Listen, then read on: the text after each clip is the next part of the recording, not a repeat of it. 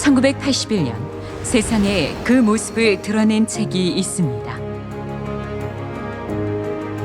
이 책은 참 진리를 찾는 구도자에게 빛이 되었으며 증산 상제님을 모시는 도생들에게 신앙의 조석이 되었습니다.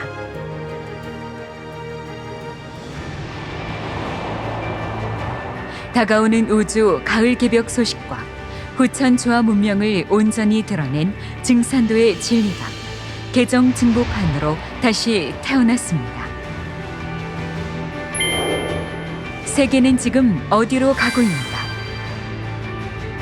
인류를 분노케 하는 모든 갈등과 비극의 원인은 무엇인가? 종교와 과학과 철학, 구원의 섭리를 밝히라. 그 누구도 전혀 언급할 수 없었던 화천왕의 가르침. 오늘의 세계를 구원하고 우주 가을철 조화낙원의 새 시대를 열어주신 증산 상제님의 대도 세계를 만나보시기 바랍니다. 현대의 결말과 새 출발, 증산도의 진리.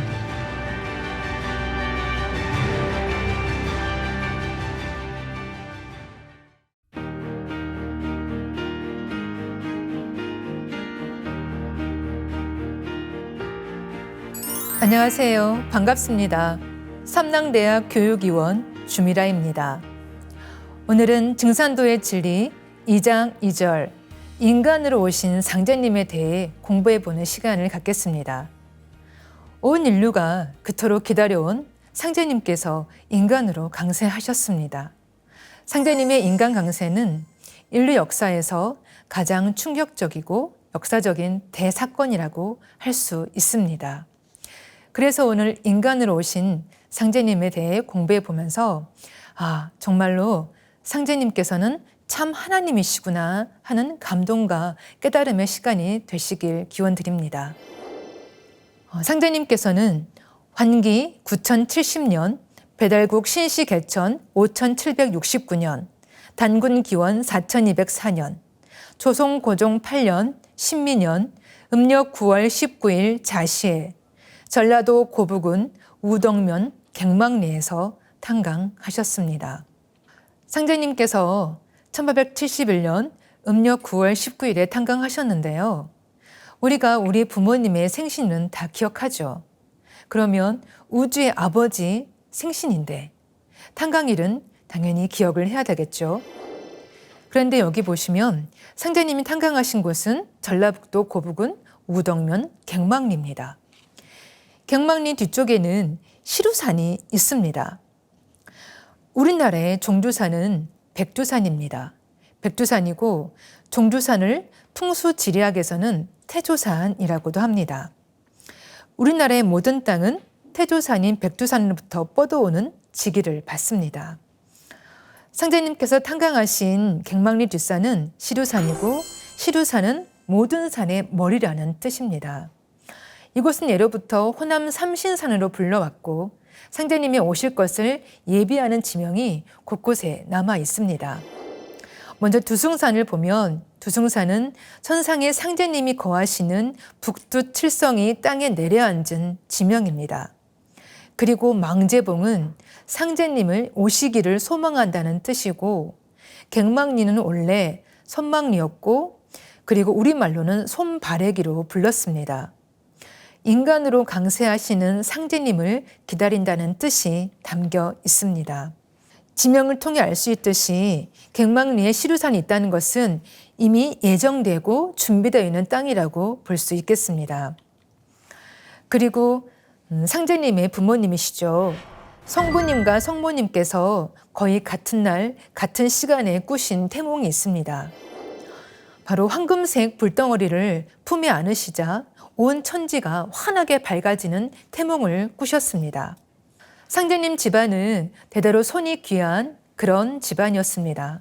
그래서 성부님과 성모님께서는 뒷산 시루산에 올라 등남과 자손을 위해서 치성을 올리셨는데요. 그런 상제님께서 바로 성경신이 지극하신 부모님 밑에서 성령이 잉태되어 탄강하시게 되었습니다. 드디어 마침내 상제님께서는 인간으로 강세하셨고 바로 이분이 증산도의 도조이시며 우주의 조화주 하나님이신 증산 상제님이십니다. 그러면 상제님의 성의와 도호에 대해서 한번 알아보겠습니다.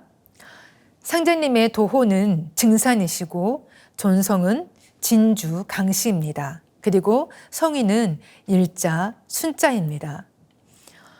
상제님께서 도호를 증산으로 하신 데는 아주 구원의 깊은 섭리가 들어있는데요. 바로 증산에는 성숙과 구원의 섭리를 담고 있습니다. 시루 아시죠? 시루는 떡을 찢습니다. 설익고 미완성된 선천 문명을 푹 찌고 익혀서 성숙시키고 그래서 후천 새 문화를 연다는 뜻이 담겨 있습니다. 그런데 우리 역사 속에서 시루와 관련 있는 곳이 있는데요. 여기 보시면 김제 금산사 미륵불이 있습니다. 김제 금산사 미륵불은 누가 조성을 했냐면 통일신라 진표율사가 조성을 했습니다. 진표율사는 인류 역사에서 상제님을 직접 친견을 하셨고 그리고 상제님으로부터 명을 받아서 미륵불을 세우라는 명을 받았고 그리고 믿없는 시루 위에 조상하라는 상제님 명을 받들어서 김제 금산사에 가보시면 실제 상제님 미륵불은 믿없는 시루 위에 계십니다. 바로 이미 진표율사는 상제님과 약속을 하셨습니다. 이번 가을 개벽기에 상제님께서 우리 한민족으로 와주시기를 우리 조선 땅에 와주시기를 상제님과 약속을 하셨고 인류 역사상 진표율사만큼 구도의 열정이 있는 분도 없었습니다. 상제님께서는 그런 구도의 열정을 치하하시고 진표율사와 약속을 하신 것이죠. 바로 우리나라가 가장 큰 시루인데요. 여기 보시면 저희 증산도 안운산 태상종도사님께서 최초로 우리 한민족의 우리나라의 지도의 이치를 밝혀주셨는데요. 우리나라는 지정학상으로는 대륙과 해양이 만나는 요충지이며 지구촌에서 모든 종교와 철학과 과학을 조화롭게 수용할 수 있는 유일한 곳이고 그게 열매 자리이고 지구의 혈자리입니다. 그래서 한반도는 선천문화의 진액을 모두 거둬 완성하는 커다란 시루입니다. 상제님께서 시루 증자, 매산자만 똑똑히 알면 살리라 이렇게 말씀하셨는데요.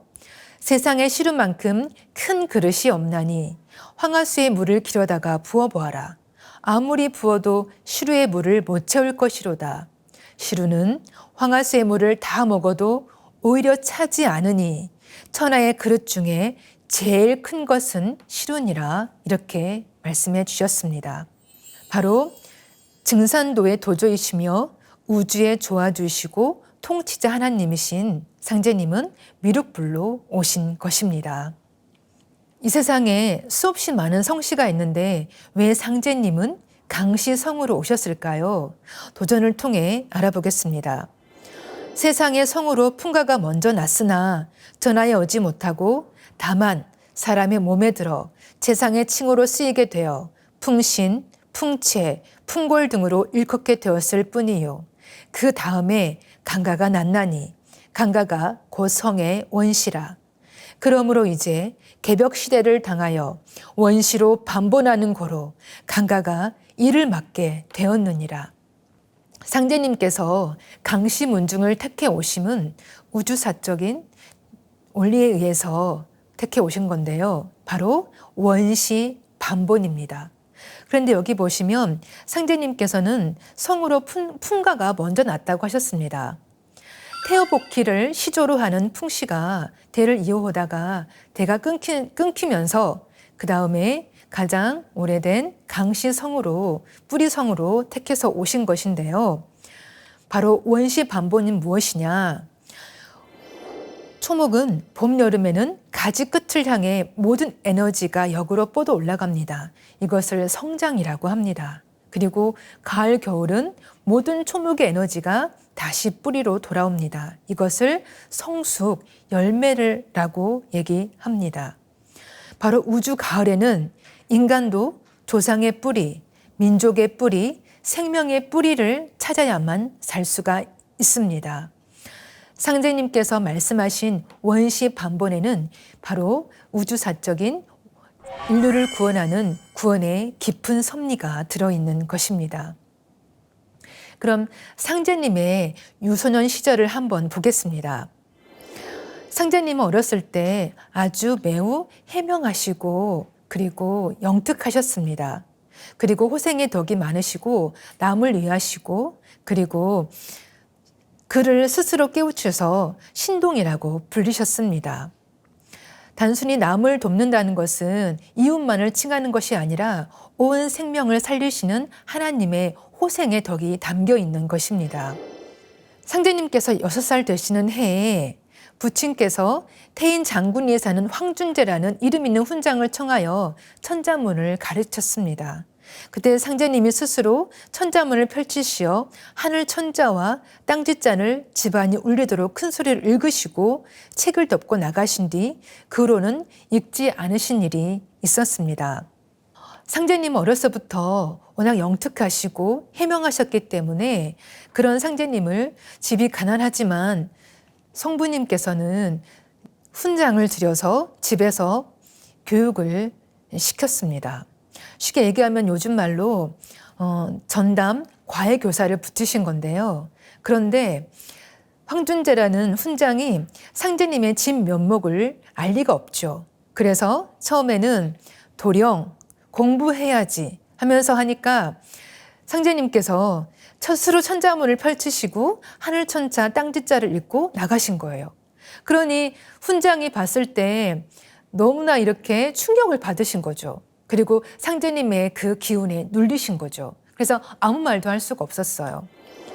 그래서 훈장에게 하늘 천자의 하늘 이치를 알았고 땅 지자의 땅 이치를 알았으면 되었지 더 배울 것이 어디 있습니까? 하시며 천지를 가르는 해명을 보여주셨습니다.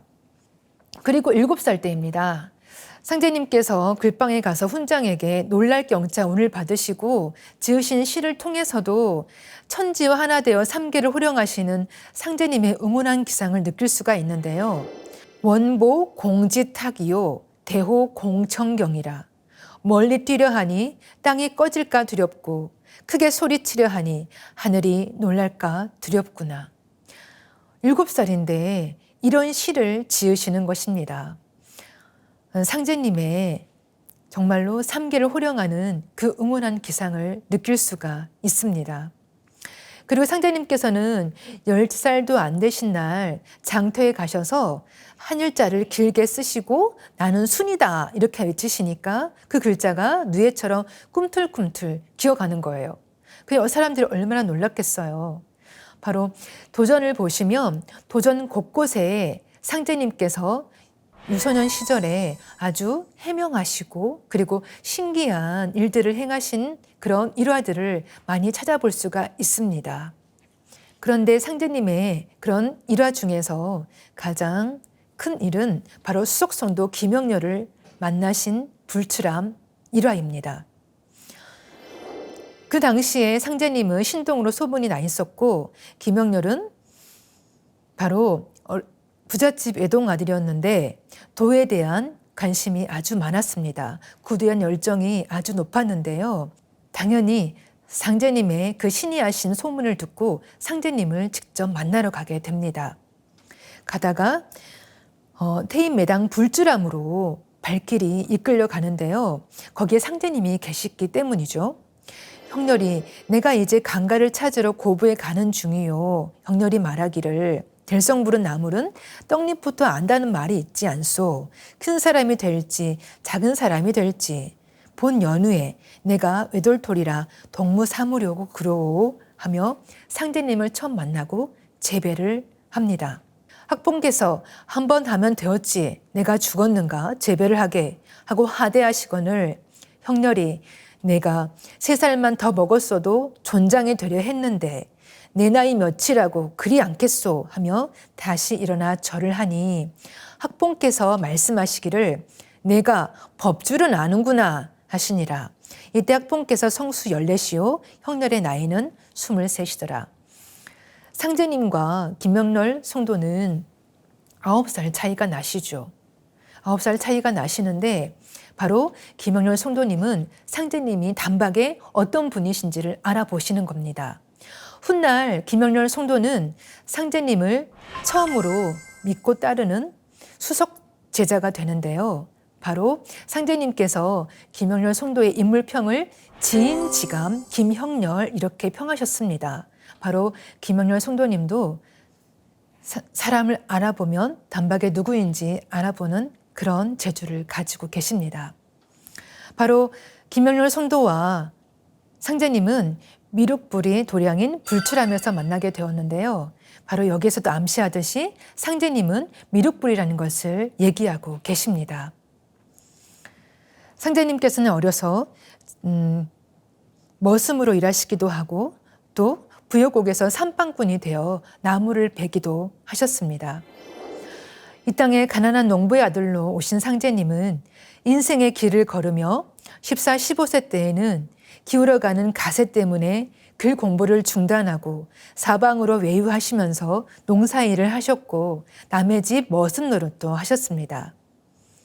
새 하늘을 개벽한 하나님이신 증산 상제님께서 하늘 보좌에서 내려오셔서 세태를 둘러보시기 위해 고통받는 민초의 바닥 생활을 몸소 체험하신 것입니다. 다음은 상제님의 청년 시절을 한번 보겠습니다. 증상께서 장성하심에 얼굴은 금산 미륵불과 흡사하시고 눈은 1월의 밝음과 같으시고 음성은 맑은 천둥소리 같으시고 몸가짐은 정대하시고 도량은 관대하시고 동정이 정중하시고 언론이 활달하시고 지감이 신령하시고 기상이 웅장하시니라. 상제님의 어용인데요. 상제님을 알 수 있습니다. 상제님은 바로 지감이 신령하시고 기상이 웅장하신 미륵불이십니다. 그리고 상제님은 정의로운 기계가 충만하셨는데요.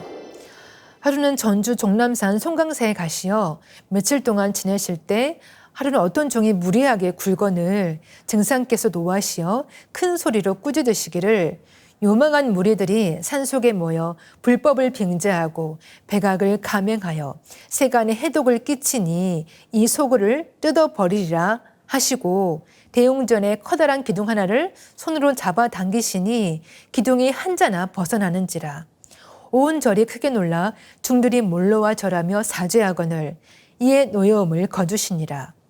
그 후로 법당을 여러 번 수리하여도 그 기둥이 원상대로 회복되지 아니하더라. 여기 보시면 전주 송강사 대웅전 기둥인데요. 한자나 뽑혀져 있습니다. 상제님 뽑으셨죠.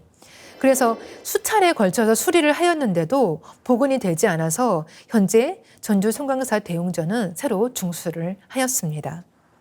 상제님의 성수 27세 때 인류 운명사를 전환점에 맞는 큰 혁명이 일어납니다. 바로 갑오 동학혁명인데요. 그 당시에 전명숙이 보국안민이라는 기치를 내걸고 동학혁명을 일으킵니다. 그래서 상제님과 평소에 친분이 있어서 상제님께 거사를 함께 하자고 찾아옵니다. 그런데 상제님께서는 때가 아니니 나서지 말라. 성사도 안 되고 애매한 백성만 많이 죽을 것이라 이렇게 하시면서 경계를 하십니다. 상제님이 동학교도였다는 일부 사람들의 주장은 허구라는 것을 알 수 있습니다. 상제님은 혁명과 전쟁의 소용돌이 속에서 죽어가는 상생을 구하기 위해 적극적으로 행동에 옮기셨고 주위 사람들에게 혁명에 들지 말라고 권유를 하셨습니다. 정명숙이 고부에서 혁명을 일으켰고 당시 동학을 믿었던 사람들은 5만 년 수훈이라는 머리띠를 두르고 동학혁명에 참여를 했습니다. 이 뜻은 뭐냐? 지금까지 인류가 살아온 선천이 5만 년이었고 앞으로 다시 개벽 후에 인류가 살아갈 세월이 5만 년이라는 뜻입니다. 동학의 창조자가 최순 대신사죠. 상제님께서는 최순 대신사에게 이미 천명과 신교를 내려주셨습니다. 그 일이 1860년 천상문답 사건인데 상제님께서 너는 상제를 알지 못하느냐? 여보지 상제호와 하시면서 너에게 무궁한 도를 가르쳐 주노니 이 가르침을 닫고 글을 지어 사람들에게 가르치고 법을 세워 온 세상의 표면 너로 하여금 장생케 하여 세상에 빛나게 하리라. 이렇게 신규를 내려주셨습니다. 그런데 최수훈 대신사는 대도의 참빛을 열지 못하셨습니다. 왜냐?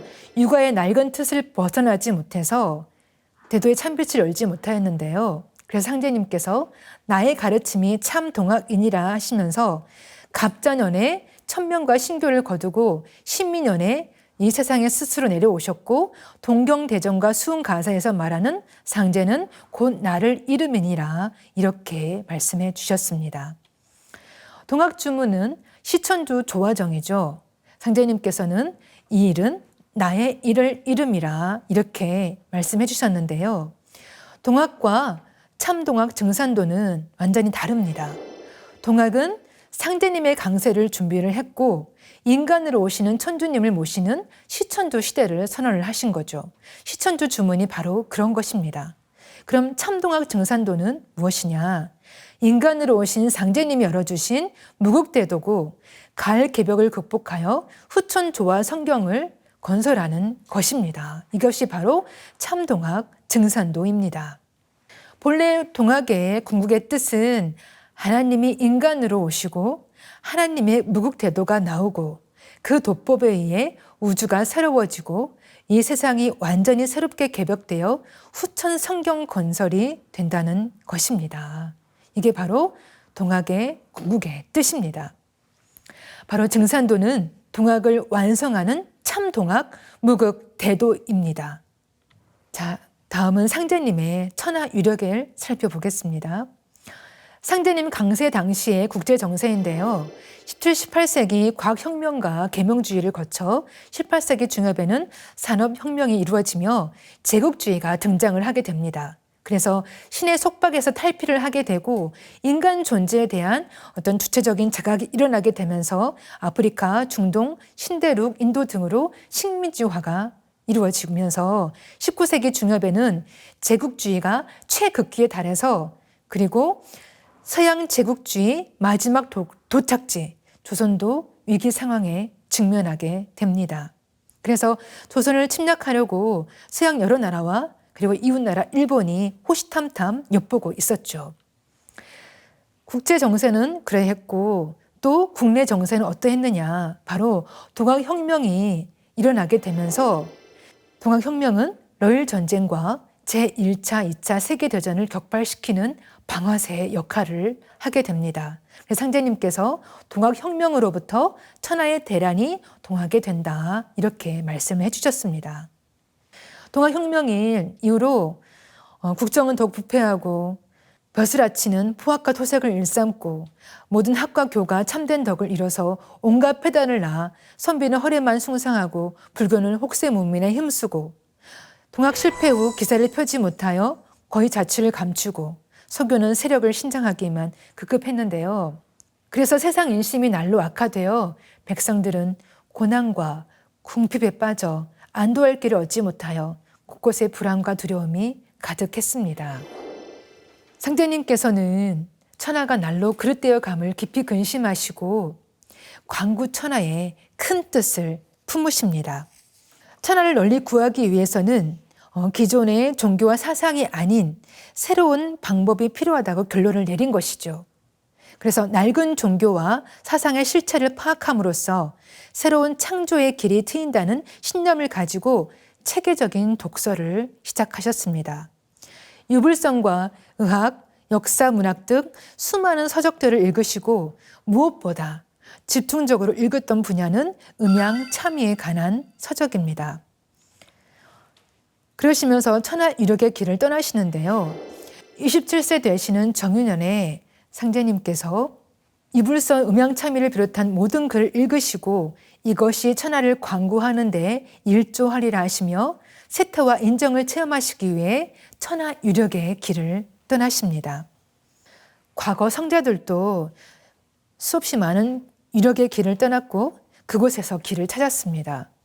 과거 성자들은 유력은 일종의 공부기간 혹은 수련기란 혹은 수련 기간이라고 표현할 수 있는데요.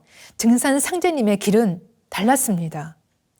먼저 사람들이 살고 있는 인간의 땀과 눈물과 피가 흐르는 생활 현장으로 들어갔습니다.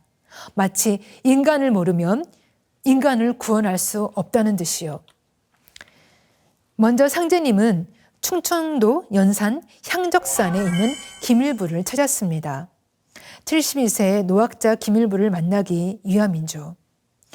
정약의 창시자 김일부는 지난 밤에 옥황 상제님을 만나는 꿈을 꾸었는데 바로 그 다음날 상제님을 만나게 된 거죠.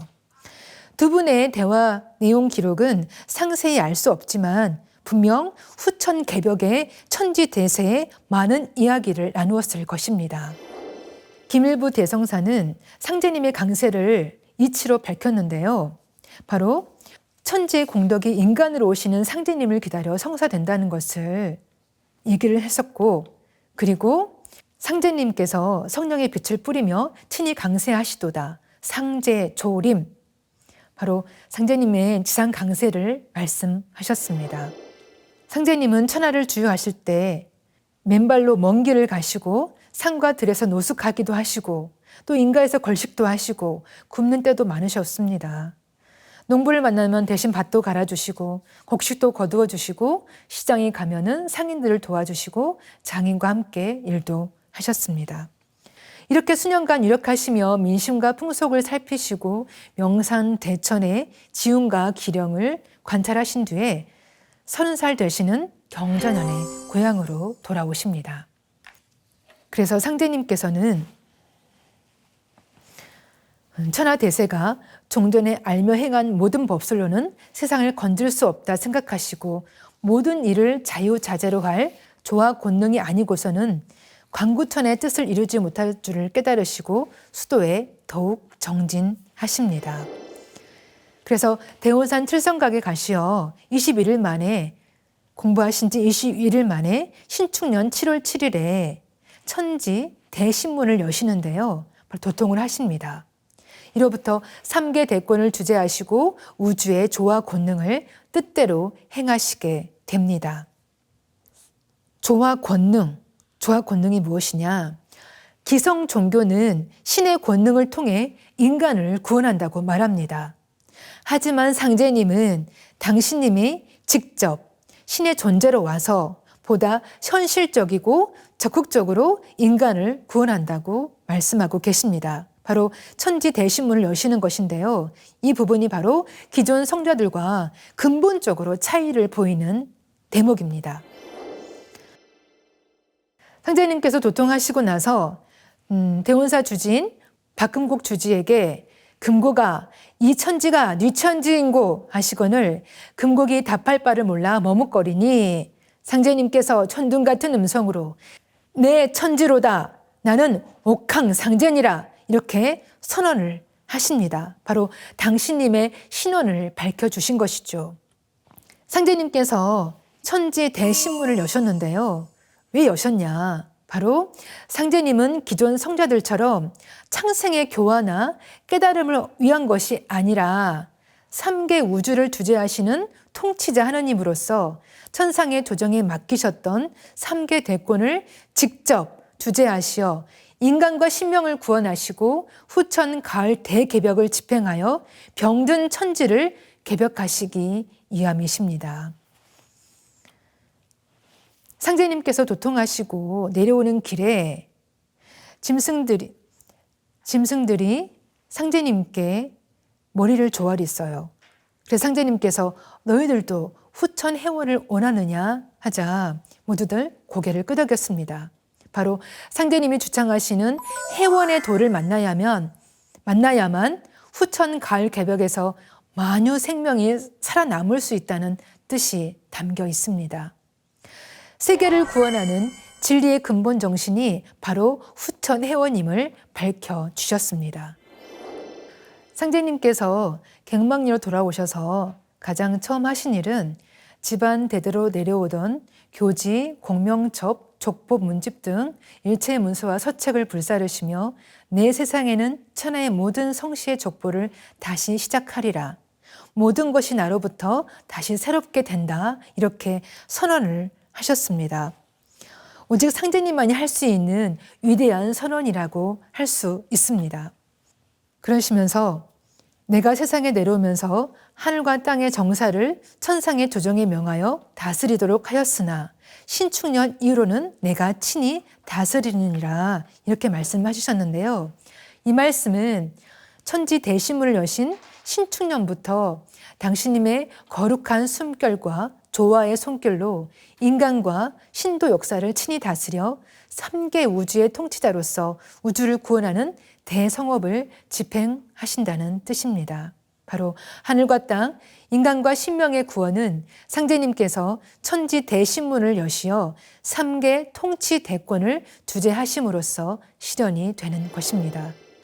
그래서 상제님의 도통은 중통인의의 도통인데 이로부터 상통천문과 하달지리는 있었으나 중통인의는 없었나니 내가 비로소 이느를 통하였노라. 중통인이란 무엇이냐? 바로 상통천문과 하달지리를 기본으로 하여 인간의 가능성, 인간의 창조적 역량의 궁극을 여는 경계가 바로 중통인의입니다. 바로 상제님의 도는 선천문화와 견줄 수가 없는데요. 나의 도는 고불문 금불문이요 고불비 금불비니라. 옛적에도 듣지 못했고 이제 또한 들을 수 없으며 옛적에 그 어떤 도와도 견줄 수 없고 이제도 또한 견줄 만한 것이 없느니라 이렇게 말씀해 주셨습니다. 도란 무엇이냐? 도란 하늘과 땅과 사람이 생겨나고 변화해 가는 길이며 우주가 생겨난 생명 창조의 근원 자리입니다. 그것은 곧 상제님의 마음 자리요 인간과 만물의 본성 자리이기도 합니다. 바로 이것이 상제님의 도통 경계와 권능인데요. 공자석가 예수를 비롯한 선천 세상의 성자와 철인들도 돌을 닦아 천지의 바탕을 보고 신법 세계를 통했지만 인간이 지닌 모든 가능성의 궁극을 통하는 중통인의 경지에는 도달하지 못했습니다. 상제님께서 도통 공무는 3등급이 있다고 말씀해 주셨는데 상등은 도술이 겸전하여 만사를 뜻대로 행하게 되고 중등은 용사에 제한이 있고 하등은 알기만 하고 용사는 못하느니라. 옛사람은 알기만 하고 용사치 못하였으므로 모든 일을 뜻대로 행하지 못하였으나 이 뒤로는 백성들도 제 앞일은 제가 다 알아서 하게 하리라. 앞으로 도통의 대중화 시대가 열리게 되는 것입니다. 상제님께서 성경 세계는 내가 처음 건설하나니 나는 옛 성인의 도나 옛 가르침으로 하지 않느니라. 그러므로 너희는 낡은 삶을 버리고 새 삶을 도모하라. 지금이 바로 우주가 바뀌는 가을 개벽기이고 우리는 이제 상제님의 새 진리의 옷을 입어야 하는 것입니다. 상제님께서 안내성 성도에게 장차 조선이 천하의 도주국이 되리라. 그리고 지상 천국은 천상 천하가 따로 없다. 이렇게 말씀해 주셨는데 바로 우리가 살고 있는 이 땅이 바로 천하의 도주국이 되는 것입니다. 모든 생명은 탄생, 성장, 성숙, 폐장의 우주 섭리에 의해서 순환을 합니다. 상제님 역시 이러한 우주 섭리에 따라 평범한 생명의 여정을 걸으셨는데요. 상제님은 대우주를 주재하시는 분입니다. 그렇기 때문에 누구보다도 상제님 스스로 우주 섭리에 따라 움직이시고 우주의 섭리 안에서 모든 일을 행하십니다. 따라서 인간으로 세상에 내려오신 만큼 한 인간으로서 탄생, 성장, 성숙, 죽음이라는 평범한 여정을 기꺼이 걸어가심으로써 우주의 섭리를 몸소 보여주셨습니다. 우주의 순환 법칙인 생장, 염장. 상제님께서 내가 천지를 주재하여 다스리되 생장, 염장의 이치를 쓰나니 이것을 일러 무의유하라 하느니라. 이것이 바로 우주의 순환 법칙입니다.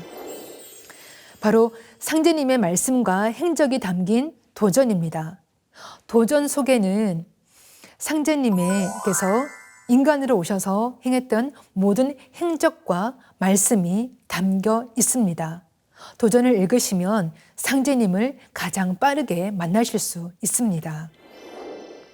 바로 춘생추살의 우주 섭리를 집행하시는 한없는 자애로움과 추상 같은 위엄을 동시에 갖추신 증산 상제님이십니다.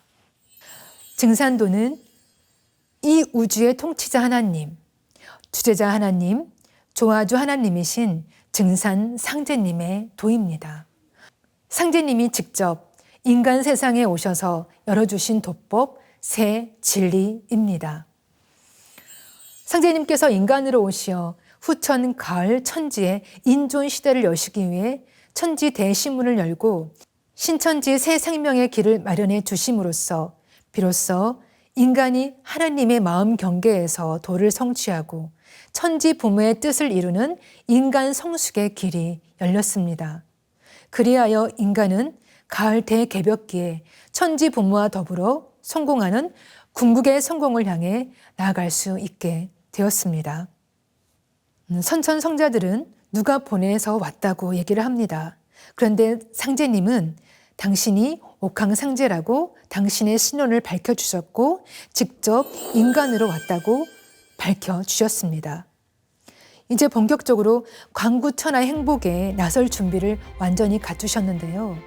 도전을 읽어보시면 상제님께서 어떻게 광구천하를 하셨고 인류를 구원하는 법방을 내려주셨는지 상세히 알 수 있습니다. 여기까지 인간으로 오신 상제님에 대해 공부를 해봤는데요. 앞으로 진리책에는 상제님의 도전이 모두 담겨 있습니다. 그래서 진리책을 통해서 상제님 말씀의 핵심 내용을 알 수 있고 진리의 맥을, 증산도 진리의 맥을 체계적으로 잡을 수 있습니다. 오늘 증산도 진리 2장 2절 인간으로 오신 상제님에 대해 공부를 했습니다. 소중한 시간 함께 해주셔서 감사합니다. 이상으로 마치겠습니다.